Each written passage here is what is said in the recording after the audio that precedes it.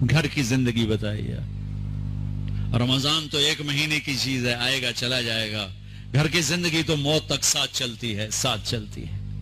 یہ سب رشتے ہیں, ان کو عزت دو.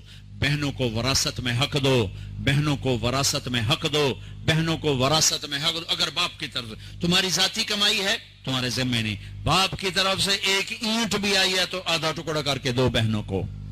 لیکن میرے پنجاب میں خاص طور پر میرے ذمہ دارہ ماحول میں کوئی بہنوں کو حصہ نہیں ملتا, بالکل نہیں ملتا. جیلی انگوٹھے لگوا کے زمین اپنے نام کروا لیتے ہیں. یہ ظلم و ستم ہر گاؤں میں ہے, ہر جگہ پر ہے. اور جس نے بہنوں کا حق کھایا, ہاں, سارا رزق حرام ہو گیا, سارا رزق حرام ہو گیا. میرے نبی نے فرمایا جس کو اللہ نے 2 بہنیں دی, اس نے ان کا حق ادا کیا, ان کے ساتھ حسن سلوک رکھا, تو جنت اس کے لیے واجب ہوگی. آج کی بہن اپنے بھائی سے باپ کی وراثت میں سے حصہ نہیں مانگ سکتی, کہتا بے غیرت ہے, یا حصہ لے لے یا بائیکاٹ. حصہ لے گی تو بائیکاٹ. میرا رب کہہ رہا للذکر مثل حظ الانثیین, او میرے بندو, میں نے بیٹی کا حصہ بھی رکھا ہے, میں نے بیٹے کا حصہ بھی رکھا ہے. مجھے پتہ نہیں تمہارا ماحول کیا ہے, لیکن میرے ذمہ دارہ ماحول میں کوئی بیٹی بھائیوں سے, کوئی بہن بھائیوں سے زمین نہیں مانگ سکتی. اسے ذلیل کر کے تباہ کر دیں گے, ذلت کی آخری سیڑھی تک اسے چڑھائیں گے. زمین نہ مانگتی ہے ساڑھے کو لو, زمین نہ مانگنی ہے ساڑھے کو لو. میرے والد مرحوم نے سب سے پہلے اپنی ہماری بہنوں کو زمینوں میں حصہ دیا تھا تو سارے ذمہ دار ناراض ہو گئے. ایک ہی کیتی جانا ہے, ساڑیاں دھیاں ساڑھے گل پہ جاسے, ساڑیاں دھیاں ساڑھے گل پہ جاسے. مولانا جب شیخ صاحب رحمت اللہ علیہ میرے استاد ہیں, میں رائمنڈ پڑھتا تھا, میں ان کے لیے شہد کی بوتل لے کر گیا, اپنے باغ سے اتاری, میں نے پیش کی, حضرت ابھی میں شہد لایا ہوں. فرمایا کہاں سے لائے ہو؟ میں نے کہا جی میرے اپنے باغ کا ہے, آم کا باغ تھا.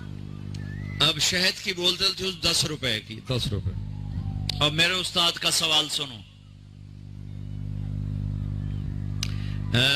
تیرے باپ نے اپنی بہنوں کو زمینوں میں سے حصہ دیا تھا؟ باپ نے اپنی بہنوں کو زمینوں میں سے حصہ دیا تھا؟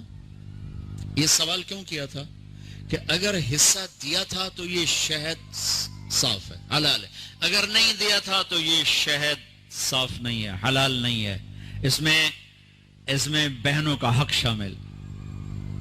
میں نے کہا استاد جی اللہ کا لاکھ لاکھ شکر ہے, میرے باپ کی بہن ہی کوئی نہیں تھی, 2 بھائی صرف. یہ کوئی بہن ہوندی کدی نہ دیندہ ہی کوئی نہیں. پھر کہنے لگے اچھا تو تیرے دادا نے اپنی بہنوں کو حصہ دیا تھا؟ میں کہا صحیح, میں اس لیے جمعہ ہی کوئی نہ ہوں, میں نے کیا پتہ.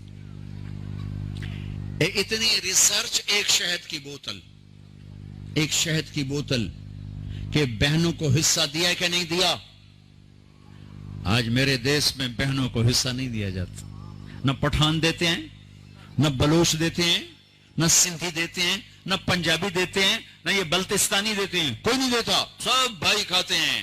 او میرے بھائیو, چوری ہے, ڈاکہ ہے, ظلم ہے, ناانصافی ہے. ایک ذمہ دار نے میرا بیان سنا, وہ اس کو بڑا خیال ہے, وہ گیا اپنی بہن کے پاس کہ میری بہن اے تو اپنا حصہ لے. وہ بیچاری ڈری ہوئی, کہ نا بھائی میں تینوں دے دیتا ہے, میں نہیں لیندی, میں نہیں لیندی. اس نے کہا نا بھائی نا, میں دوزخ دے سوٹے نہیں سہ سکتا. اس نے پٹواری بلا سارا کر آ کے نا اپنی بہن کے نام لگوا دیا. 4 دن بعد کہنے لگا یہ ہون دیونی ہے تو دے چا. وہ آکھن لے میرے اپنے چھوٹے چھوٹے بچے میں کیوں دے. یہ اس طرح اپنی بہنوں سے لیتے ہیں, کلاشنکوف دکھا کر, پستول دکھا کر. وہ بیچاری جان بچانے کا, ٹھیک ہے لے لو. یہ بھی میرے معاشرے کا ایک ظلم عظیم ہے بھائیو.